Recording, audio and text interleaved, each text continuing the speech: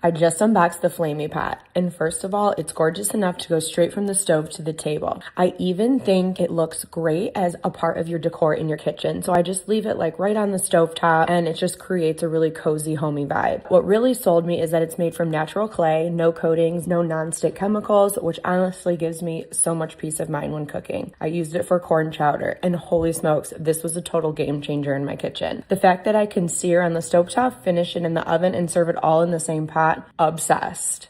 This might be one of my new official favorite pieces of cookware.